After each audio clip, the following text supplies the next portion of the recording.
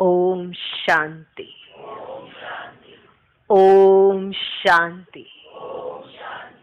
आज की तारीख है 29 सितंबर 2019।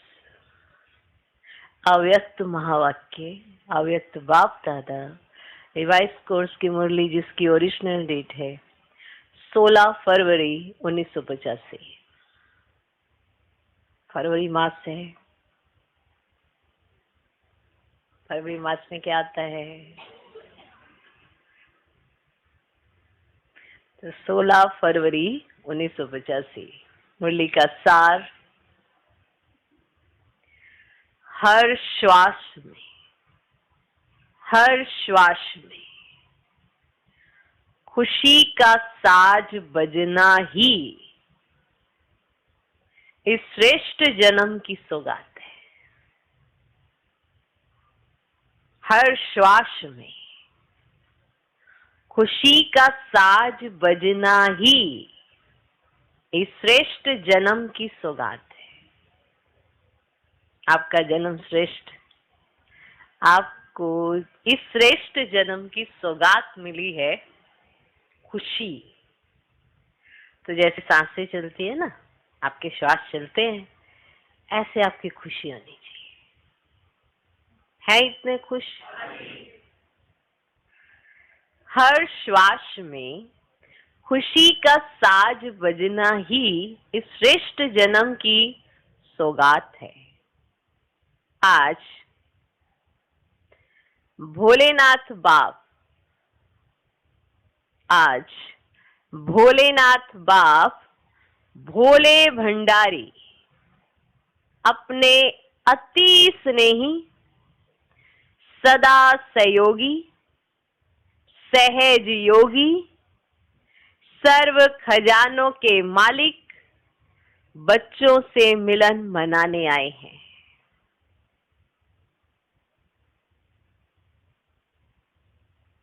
आज भोलेनाथ बाप भोले भंडारी अपने अति स्नेही, सदा सहयोगी, सहज योगी, सर्व खजानों के मालिक बच्चों से मिलन मनाने के लिए आए हैं।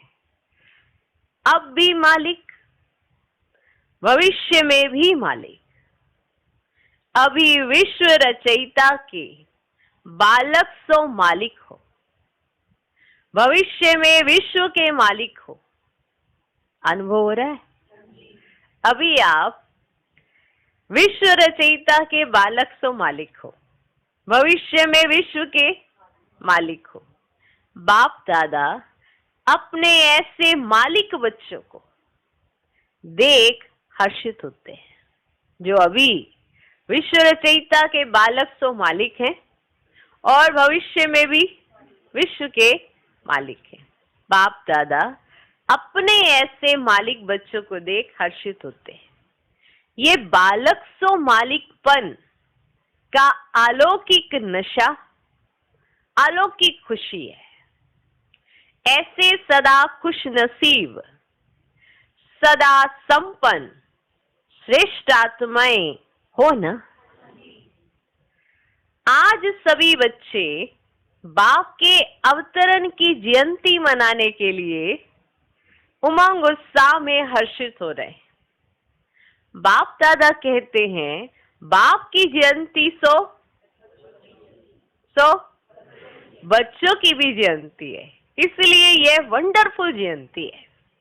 वैसे बाप और बच्चे की एक ही जयंती नहीं होती है, होती है। वही दिन बाप के जन्म का हो और बच्चे का भी हो, ऐसा कब सुना है? यही अलौकिक जयंती है। जिस घड़ी बाप ब्रह्मा बच्चे में अवतरित हुए, उसी दिन, उस घड़ी ब्रह्मा का भी साथ साथ अलौकिक जन्म हुआ। ऐसे हुआ ना, इकट्ठा जन्म हो गया ना। और ब्रह्मा के साथ अनन्य ब्राह्मणों का भी हुआ। इसीलिए दिव्य जन्म की तिथि, वेला, रेखा ब्रह्मा की और शिव बाबा के अवतरण की एक ही होने के कारण शिव बाप और ब्रह्मा बच्चा, परम आत्मा और महान आत्मा होते हुए भी ब्रह्मा बाप समान बना। तिथि तारीख वेला सब कुछ एक होते हुए भी। सुना, वो परमात्मा, ये महान आत्मा होते हुए भी ब्रह्मा बाप समान बना। बात समझ में आई कि ब्रह्मा बाबा बाप समान बने, महान आत्मा वो परमात्मा होते हुए भी फिर भी ब्रह्मा बाबा बाप समान बना।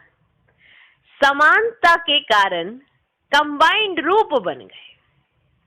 बाप दादा सदा इकट्ठे बोलते हो, अलग नहीं।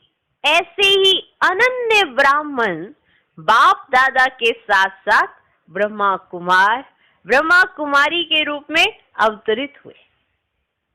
तो आपने सुना कि बाप की जयंती सो बच्चों की जयंती, उस बच्चे की जयंती और फिर हम ब्राह्मणों की जयंती कैसे होती है, कैसे अवतरण हुआ।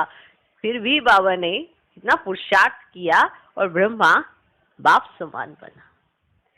तो ब्रह्मा और कुमार कुमारी का भी, ये भी कंबाइंड बाप और बच्चे की स्मृति का नाम है, ब्रह्मा कुमार ब्रह्मा कुमारी। नहीं, वंडरफुल बात है ना। तो बाप दादा बच्चों के ब्राह्मण जीवन की अवतरण जयंती मनाने आए हैं। अवतरण जयंती मना, जैसे बाप अवतरित हुए, ब्रह्मा बाप का नाम आया, हम ब्राह्मणों का अवतरण हुआ, तो बाबा आज अवतरण जयंती मनाने आए हैं। आप सभी भी अवतार हो ना, हो ना। अवतार अर्थात, अवतार का अर्थ क्या होता है? अवतार अर्थात श्रेष्ठ स्मृति। अवतार, बाप ब्रह्मा तन में आए, अवतार हुआ, ब्रह्मा का भी अवतार हुआ, हम ब्राह्मणों का भी अवतार हुआ। अवतार अर्थात श्रेष्ठ स्मृति। मैं दिव्य जीवन वाली ब्राह्मण आत्मा, ये भी एक श्रेष्ठ स्मृति। मैं दिव्य जीवन वाली ब्राह्मण आत्मा। तो नया जन्म हुआ ना। मैं दिव्य जीवन वाली ब्राह्मण आत्मा। फिर से दोहराओ, एक है ब्राह्मण आत्मा, एक दिव्य जीवन वाली। एक आता जीवन सबने जीना है, एक जिसका दिव्य जीवन हो। अवतार श्रेष्ठ स्मृति। कौन सी स्मृति श्रेष्ठ? कि मैं दिव्य जीवन वाली ब्राह्मण आत्मा। तो नया जन्म हुआ ना। ऊंची स्मृति से इस साकार शरीर में अवतरित हो, विश्व कल्याण के कार्य के निमित्त बने हो, तो अवतार हुए ना। है ना, आप अवतरित हुए हो, आप अवतार हो। इसका अर्थ बाबा आपको बता रहे हैं। अवतरित हुए हो, अवतार हो। अवतार श्रेष्ठ स्मृति। कौन सी श्रेष्ठ स्मृति?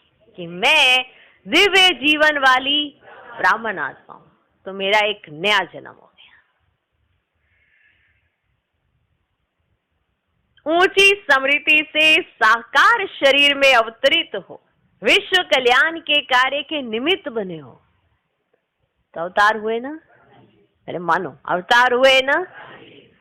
जैसे बाप अवतरित हुए हैं, वैसे आप सब अवतरित हुए हो विश्व परिवर्तन के लिए। जैसे बाबा अवतरित हुए हम बच्चों के लिए ना, और आप अवतरित हुए हो विश्व परिवर्तन के लिए। परिवर्तन होना ही अवतरित होना है।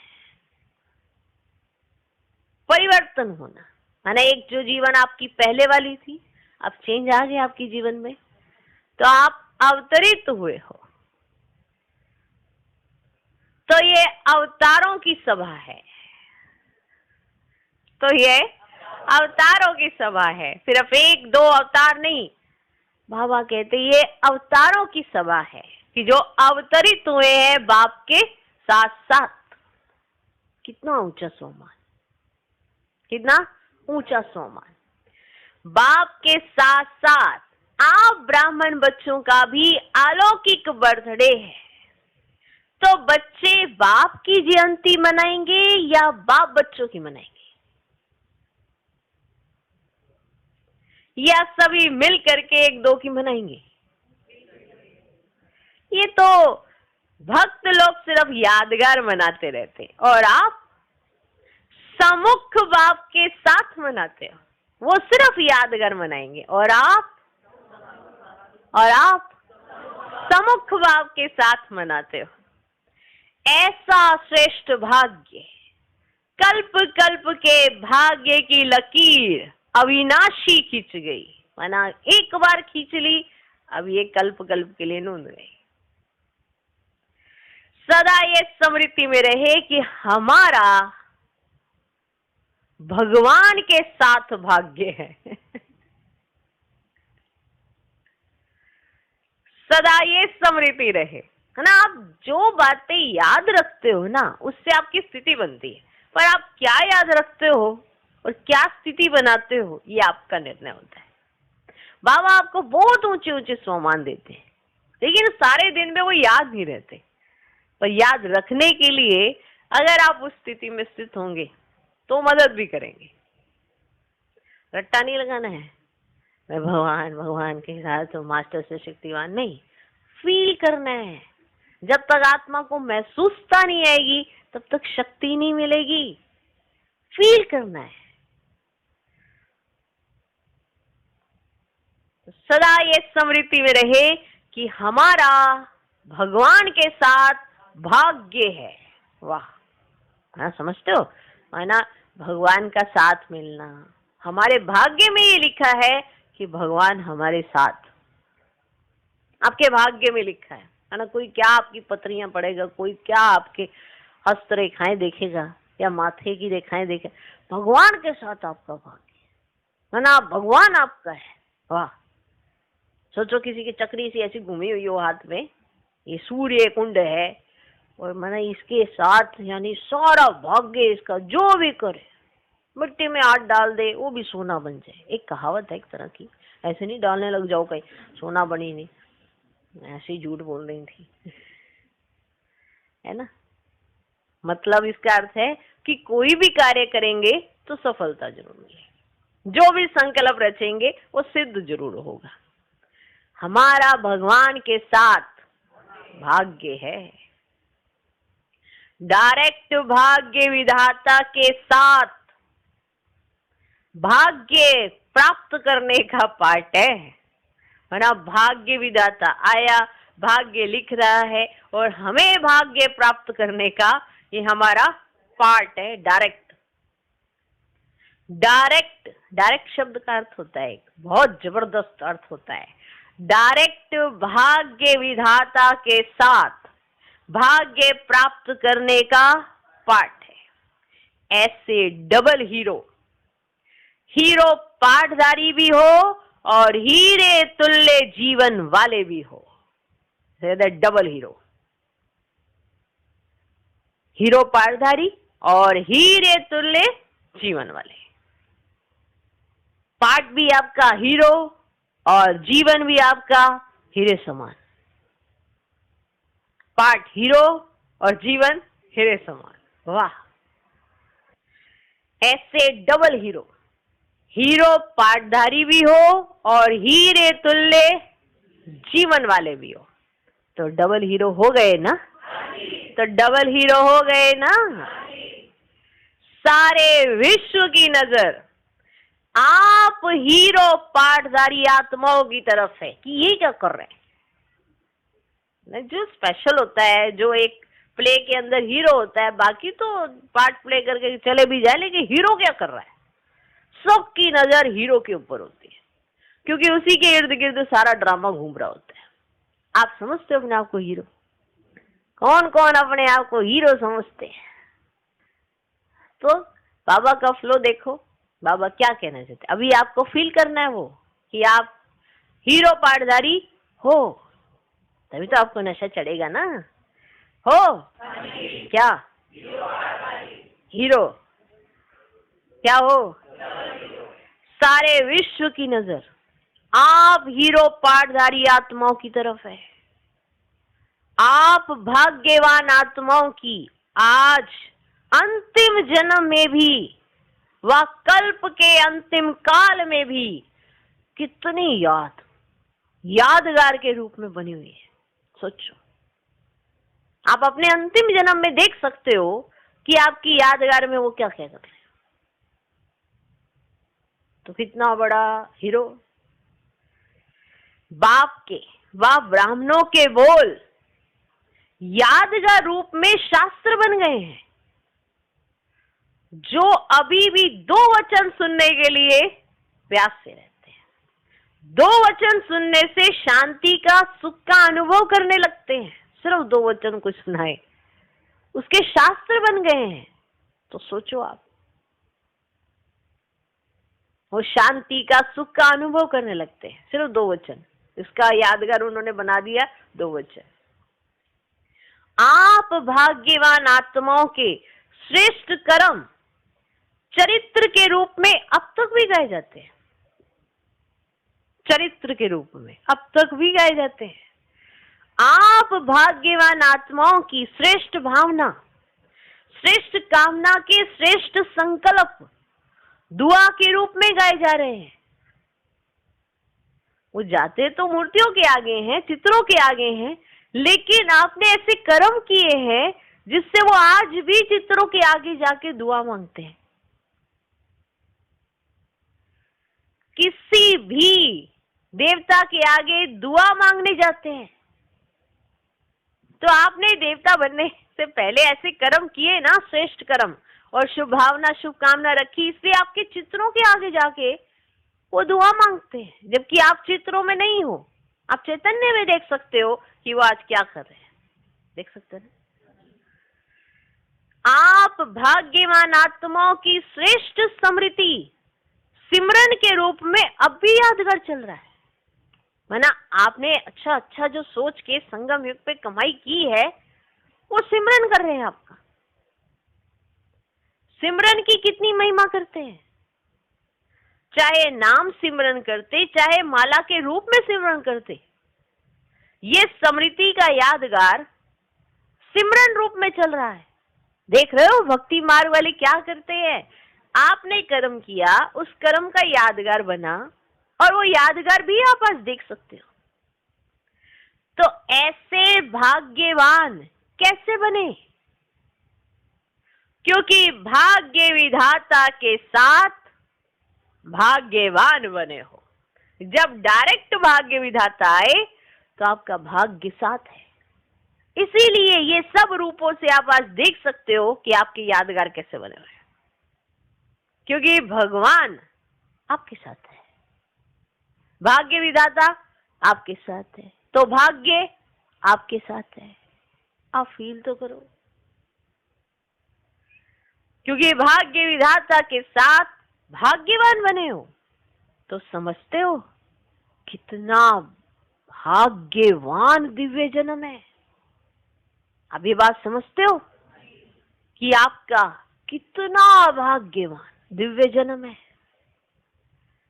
ऐसे दिव्य जन्म की देखो भगवान ने आपको कितना ऊंचा उठाया। अब देखो बधाई मिलेगी। ऐसे दिव्य जन्म की बाप दादा भगवान भाग्यवान बच्चों को बधाई दे रहे हैं। सदा बधाइयां ही बधाइयां हैं। ये सिर्फ एक दिन की बधाई नहीं, ये भाग्यवान जन्म हर सेकंड, हर समय बधाइयों से भरपूर है। आप फील करते हैं बात? ये जन्म ही दिव्य है। आप हो ही भाग्यवान। जिसके साथ भगवान हो, भाग्य कहाँ है उससे दूर है। सोचो, थोड़ा सोचो, विचार करने की बात है। बिना विचार के कुछ नहीं हो सकता। करो विचार।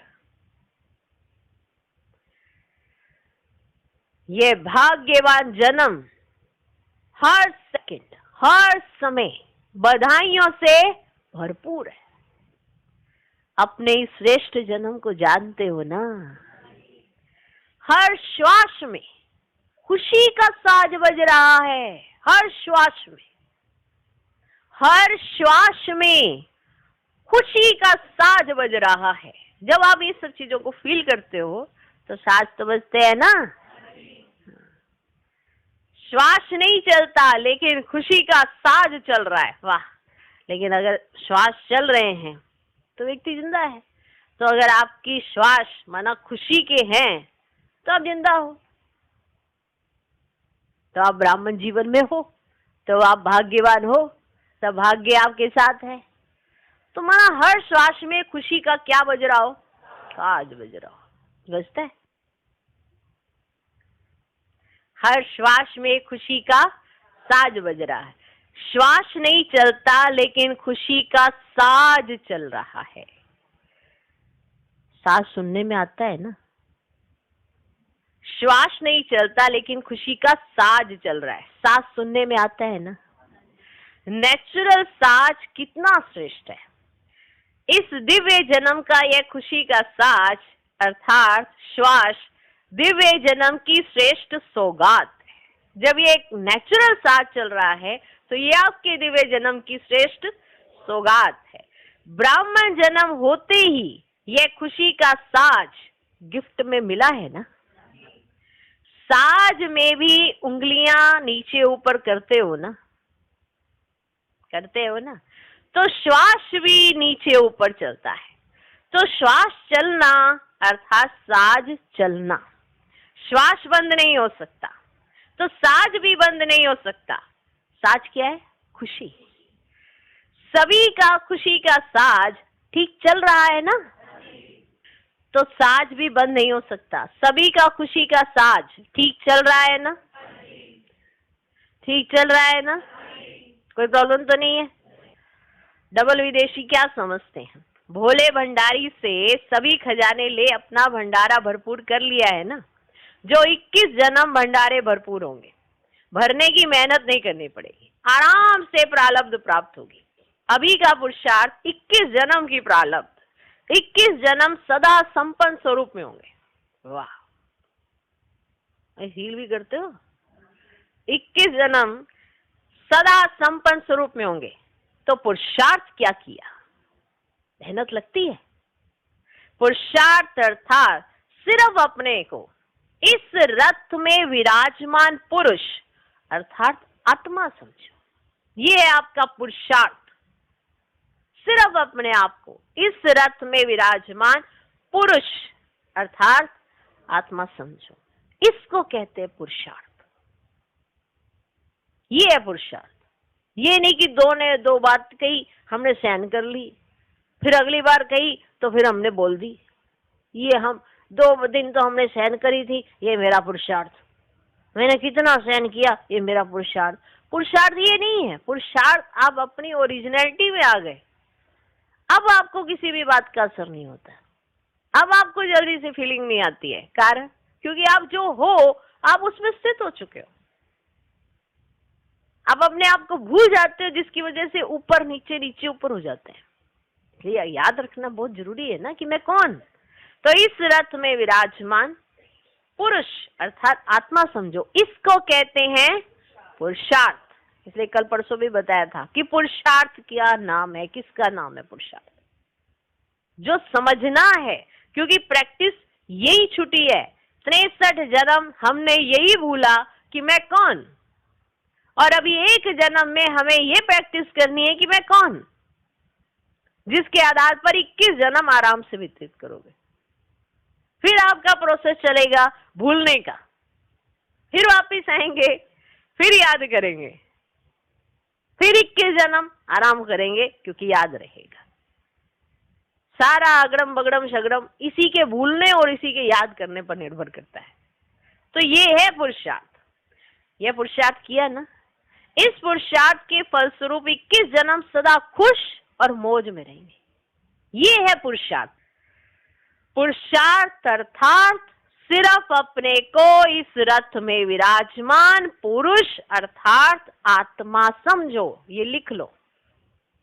पुरुषार्थ अर्थात, अब आप बताओ 24 घंटे में अपने आप को इस रथ में विराजमान पुरुष कितनी बार समझते हो? कितनी बार? इसने ये कर दिया, उसने वो कर दिया, इसको ऐसे नहीं करना चाहिए था, उसको ऐसे। ये कहानियां तो शरीर से जुड़ी है, आत्मा से थोड़ा है। आत्मा में अगर आप अपनी स्थिति में स्थित हो जाते हो तो आपको पता है कहीं ना कहीं किसी ना किसी जन्म में मेरा लेखा जोखा ही है, तो उसको काटने में आपको आसान नहीं होती है। और अगर शरीर समझते हो उसको ये नहीं करना चाहिए था, उसको वो नहीं करना चाहिए था, उसको ये नहीं करना चाहिए था, इस द्वंद्व में फंस जाते हो, तो पुरुषार्थ कहाँ होता है फिर?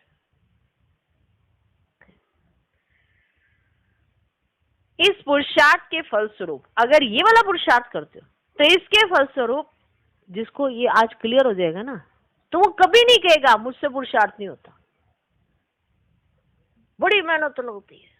पुरुषार्थ क्या माना, क्या दूसरे ने कुछ कहा, उसको हमने बर्दाश्त किया, उसको सुना, और हमारी गलती भी नहीं थी फिर भी उसने सुनाया, इसको आप पुरुषार्थ कहते? ये कोई पुरुषार्थ नहीं है। ये तो आपको अपनी शक्ति मर्ज नहीं हो रही है, इसलिए आपको मेहनत लग रही है कि आत्मा की शक्तियां इमर्ज नहीं हो रही है, अष्ट शक्तियां इमर्ज नहीं हो रही हैं, इसलिए आपको इन बातों में मेहनत लग रही है। वरना सहन शक्ति तो आपका गुण है, आपकी शक्ति है, आपकी पावर है, उसके तो आते ही आप सारे काम कर लेने चाहिए। फिर भी आप अपने आप को सहन करने के लिए मेहनत करते हो और उसे ही कह देते हो आप पुरुषार्थ। वो पुरुषार्थ थोड़ा है, वो तो आपकी भ्रांति है कि आपको याद नहीं आ रहा कि सहन शक्ति तो आपकी शक्ति है। ये तो आपका स्वरूप होना चाहिए। सहन शक्ति तो आपका स्वरूप है, उसको आपने इमर्ज किया, प्रैक्टिकल किया, तो उसमें कौन सी बड़ी बात कर ली आपने? आपके पावर्स हैं, वो इमर्ज करो, यूज करो। लेकिन पुरुषार्थ जो है ना, वो यही है कि आप कौन हो।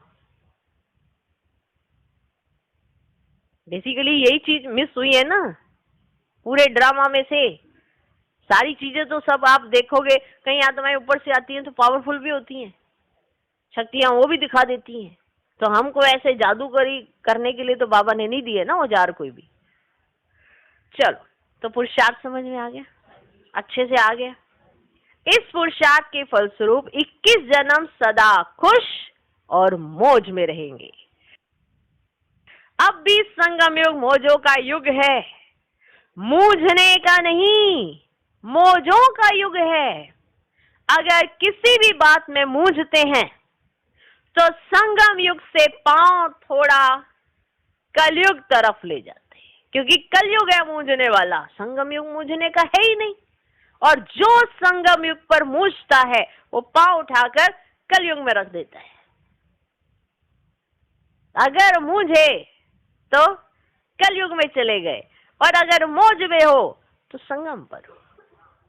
वाह! तो संगम से पांव उठाकर कलयुग तरफ ले जाते, इसीलिए मूझते हैं। संकल्प अथवा बुद्धि रूपी पांव संगम युग पर है तो सदा मौजों में है। संगम युग अर्थात दो का मिलन मनाने का युग, दो का मिलन मनाने का युग। तो बाप और बच्चे का मिलन मनाने का संगम युग है। जहां मिलन है वहां मौज है, तो मौज मनाने का जन्म है ना, मूझने का नाम और निशान ही नहीं। मूझोगे तो कलयुग में आपने संकल्प रूपी पांव रख दे। मौजों के समय पर खूब रूहानी मौज मनाओ। डबल विदेशी तो डबल मौज में रहने वाले हैं ना, ऐसे मौजों के जन्म की मुबारक हो। मूझने के लिए विश्व में अनेक आत्माएं हैं, आप नहीं हो। मूझना है ना, वो विश्व में अनेक आत्माएं हैं, आप नहीं हो। वह पहले ही बहुत है, किसके लिए? मूझने के लिए। और मौज मनाने वाले आप थोड़े से हो, समझा? अपनी श्रेष्ठ जयंती को वैसे भी आजकल ज्योतिष विद्या वाले दिन तिथि वेला के आधार पर भाग्य बताते हैं। आप सबकी वेला कौन सी है? तिथि कौन सी है? बाप के साथ साथ ब्राह्मणों का भी जन्म है ना। तो जब बाप इतना श्रेष्ठ, तो बच्चों का जन्म भी तो श्रेष्ठ समय में हुआ है। तो भगवान की जो तिथि वे आपकी, वाह कितना ऊंचा सम्मान है ना। तिथि और वेला इसके आधार पर ही तो भाग्य लिखा जाता है ना। तो भगवान की जो तिथि वो आपकी। भगवान जब आया तभी मेरे आने की तिथि, तभी मेरे आने की वेला। गड़बड़ कहां से हो सकती है? हो सकती है कि गड़बड़? तो भाग्य तो मेरा ही है। भगवान के अवतरण अर्थात दिव्य जन्म की जो वेला, वे आपकी वेला हो गई। कितनी ऊंची वेला है, कितनी ऊंची रेखा है जिसको दशा कहते हैं। तो दिल में सदा ये उमंग उत्साह रहे कि बाप के साथ साथ हमारा जन्म है। ब्रह्मा ब्राह्मणों के बिना कुछ नहीं कर सकते, शिव बाप ब्रह्मा के बिना कुछ नहीं कर सकते, तो साथ साथ हुआ ना। तो जन्म तिथि, जन्म वेला का महत्व सदा याद रखो। जिस तिथि पर भगवान उतरे उस तिथि पर हम आत्मा अवतरित हुए। नाम राशि भी देखो, ब्रह्मा ब्राह्मण, ब्रह्मा कुमार ब्रह्मा कुमारी, नाम राशि भी वही श्रेष्ठ है। ऐसे श्रेष्ठ जन्म व जीवन वाले बच्चों को देख बाप सदा हर्षित होते हैं। बच्चे कहते वाह बाबा वाह, बाप कहते वाह बच्चे। ऐसे बच्चे भी किसको नहीं मिलेंगे। आज के इस दिव्य जन्म की, दिव्य दिवस की विशेष सौगात बाप दादा सभी स्नेही बच्चों को 2 गोल्डन बॉल दे रहे हैं। 2 गोल्डन बॉल, 2 गोल्डन बॉल दे रहे हैं। एक, सदा अपने को समझो मैं बाप का नूरे रतन हूं। क्या हूं? नूरे रतन। एक, सदा अपने को समझो मैं बाप का नूरे रतन। नूरे रतन अर्थात सदा नैनों में समाया हुआ। नैनों में समाने का स्वरूप बिंदी होता है। नैनों में बिंदी की कमाल है। तो नूरे रतन अर्थात बिंदी बाप में समाया हुआ, बिंदी बाप में समाया हुआ हूं, स्नेह में समाया हुआ हूं। तो एक ये गोल्डन बॉल याद रखना कि नूरे रतन हूं, और दूसरा सदा बाप का साथ और हाथ मेरे ऊपर है। ये 2 गोल्डन बॉल, मैं बाप का नूरे रतन हूं, मैं बाप का, तो मैं बाप का नूरे रतन हूं, और दूसरा सदा बाप का साथ और हाथ मेरे ऊपर है। सदा बाप का साथ और हाथ मेरे ऊपर है। साथ भी है और हाथ भी है। सदा आशीर्वाद का हाथ है और सदा सहयोग का साथ है। तो सदा बाप का साथ और हाथ है ही है। साथ देना हाथ रखना नहीं है, लेकिन है ही। ये दूसरा गोल्डन बॉल सदा साथ और सदा हाथ। सुना? मैं नूरे रतन, और दूसरा गोल्डन बॉल सदा साथ और सदा हाथ। ये आज के इस दिव्य जन्म की सौगात है। अच्छा, ऐसे चारों ओर के सदा श्रेष्ठ भाग्यवान बच्चों को, सदा हर श्वास को खुशी का साज अनुभव करने वाले बच्चों को, डबल हीरो बच्चों को, सदा भगवान और भाग्य ऐसे समृद्धि स्वरूप बच्चों को, सदा सर्व खजानों से भरपूर भंडार वाले बच्चों को भोलेनाथ, अमरनाथ, वरदाता बाप का बहुत बहुत दिव्य जन्म की बधाइयों के साथ साथ याद, प्यार और नमस्ते। हम रूहानी बच्चों की भी रूहानी बाप दादा को नमस्ते नमस्ते नमस्ते। Good morning, good morning, good morning. दादियों से मुलाकात। बेहद बाप की स्नेह की बाहें बहुत बड़ी है। बेहद बाप की स्नेह की बाहें बहुत बड़ी हैं। उसी स्नेह की बाहों में व भाकी में सभी समाये हुए हैं। सदा ही सभी बच्चे बाप की भुजाओं के अंदर भुजाओं की माला के अंदर हो तभी माया जीतो। ब्रह्मा के साथ साथ जन्म लेने वाली श्रेष्ठ आत्माएं हो ना। तिथि में जरा भी अंतर नहीं है, इसलिए ब्रह्मा के बहुत मुख दिखाए हैं।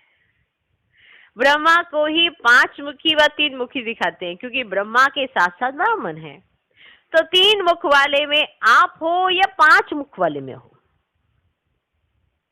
मुख भी सहयोगी होता है ना। बाप को भी नशा है, कौन सा? सारे विश्व में कोई भी बाप ऐसे बच्चे ढूंढ कर लाए तो मिलेंगे नहीं। बाप कहेंगे ऐसे बच्चे नहीं मिलेंगे, बच्चे कहते ऐसा बाप नहीं मिलेगा।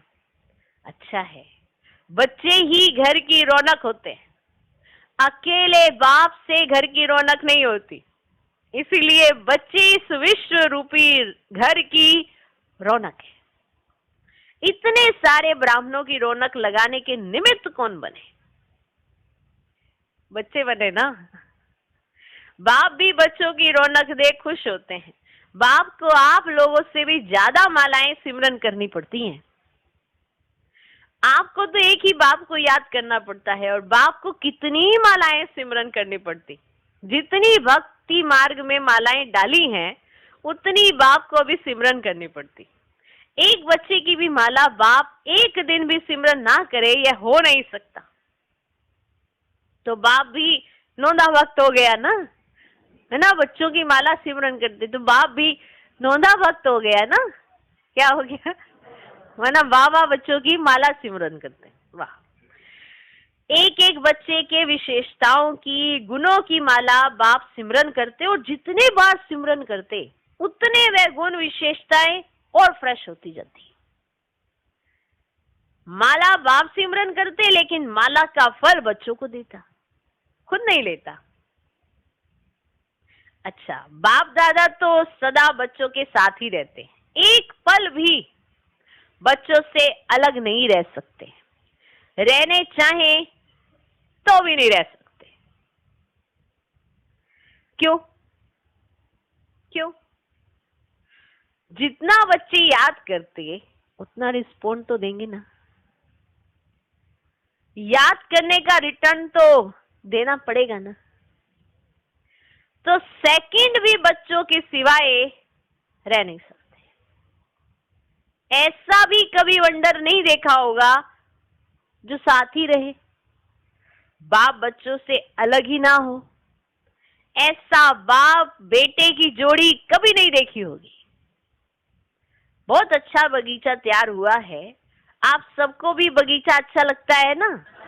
एक एक की खुशबू न्यारी और प्यारी है, इसीलिए अल्लाह का बगीचा गया हुआ है। सभी आदि रतन हो, एक एक रतन की कितनी वैल्यू है, और हर एक रतन की हर समय हर कार्य में आवश्यकता है। तो सभी श्रेष्ठ रतन हो, जिन्हों की अभी भी रत्नों के रूप में पूजा होती है। अभी अनेक आत्माओं के विघ्न विनाशक बनने की सेवा करते हो, तब यादगार रूप में एक एक रतन की वैल्यू होती है, एक एक रतन की विशेषता होती है। कोई विघ्न को नाश करने वाला रतन होता, कोई कौन सा। तो अभी लास्ट तक भी स्थूल यादगार रूप सेवा कर रहा है। ऐसे सेवाधारी बने हो।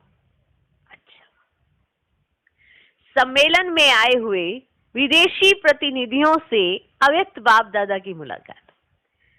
सभी कहाँ पहुंचे हो? बाप के घर में आए हैं, ऐसा अनुभव करते हो? तो बाप के घर में मेहमान आते हैं या बच्चे आते हैं? बच्चे हो, अधिकारी हो या मेहमान हो? बाप के घर में आए हो, बाप के घर में सदा अधिकारी बच्चे आते हैं। अभी से अपने को मेहमान नहीं, लेकिन बाप के बच्चे महान आत्माएं समझते हुए आगे बढ़ना।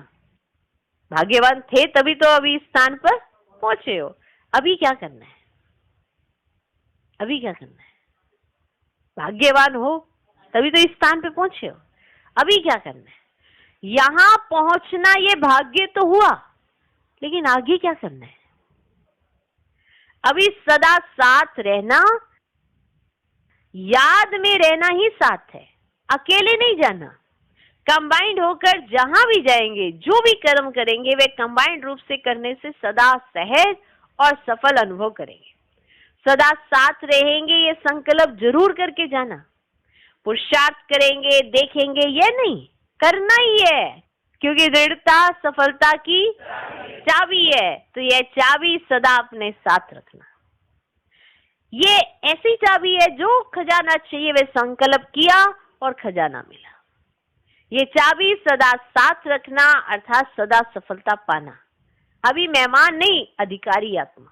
बाप दादा भी ऐसे अधिकारी बच्चों को देख हर्षित होते हैं।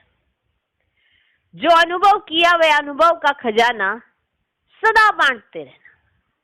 जितना बांटेंगे उतना बढ़ता रहेगा। तो महादानी बनना सिर्फ अपने पास नहीं रखना। अच्छा, विदाई के समय सुबह के 3:30 बजे है। सुबह के 3:30, माना सारी रात हो गई है, बाबा बच्चों से मिल रहे हैं।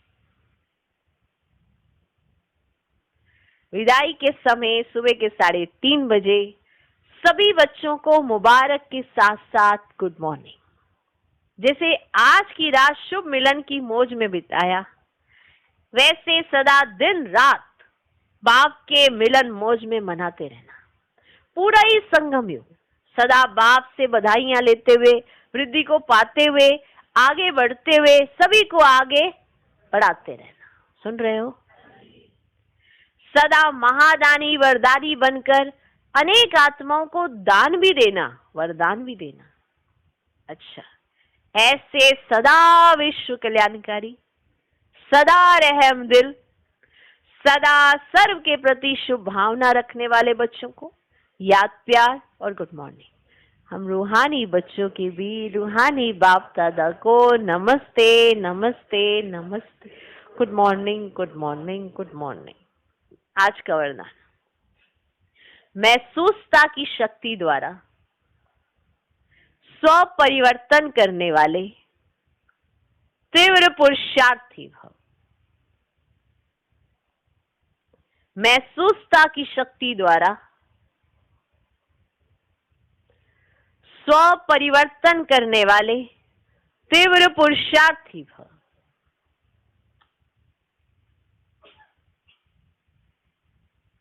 महसूसता की शक्ति द्वारा स्व परिवर्तन करने वाले तीव्र पुरुषार्थी भव। कोई भी परिवर्तन का सहज आधार महसूसता की शक्ति है। देखो, चेंज तभी आता है जब आप उसको रियलाइज करेंगे कि भूल कहाँ हुई है। अगर रियलाइजेशन नहीं है तो आप चेंज नहीं कर सकते और वापस वही वाली गलती करोगे। अगर रियलाइज हो जाता है तो फिर चेंज आ जाता है, और अगर रियलाइज नहीं होता, ऊपर ऊपर से होता है, ऊपर ऊपर से दिखावा करते हैं, तो वापस गलती करने के लिए तैयार रहें, क्योंकि वो महसूसता नहीं हुई है तो परिवर्तन भी नहीं होगा। कोई भी परिवर्तन का सहज आधार महसूसता की शक्ति है। जैसे भी किसी को भी कुछ भी समझाया जाता है, तो अगर उसको समझ में आता है कि अरे भूल कहाँ है, तो ही वो चेंज कर पाता है। कहते नहीं ऐसा तो नहीं होता, ऐसा तो, माना वो दोबारा फिर से गलती करेगा वो वाली। उसको तो कुछ कहा नहीं, हमको ये कहा, इसको ये कहा, उसको वो कहा। जो इस तरह से चलो ठीक है हम हुई होगी गलती ऐसे मान के चलता है, तो वो चेंज नहीं होता, वो वापस से वही वाली गलती रिपीट करने वाला है। कोई भी परिवर्तन का सहज आधार महसूसता की शक्ति है। जब तक महसूसता की शक्ति नहीं आती तब तक अनुभूति नहीं होती, और जब तक अनुभूति नहीं तब तक ब्राह्मण जीवन की विशेषता का फाउंडेशन मजबूत नहीं। ब्राह्मण जीवन का श्वास ही है खुशी, और आप खुश नहीं रह पाते हो तो फिर आप दूसरे के ऊपर ब्लेम करते हो कि इसकी वजह से मेरी खुशी जाती है। किसी की वजह से नहीं जाती है। आप रियलाइज नहीं करते हो, आप चेंज नहीं करते हो, तो आपको खुशी कैसे मिलेगी?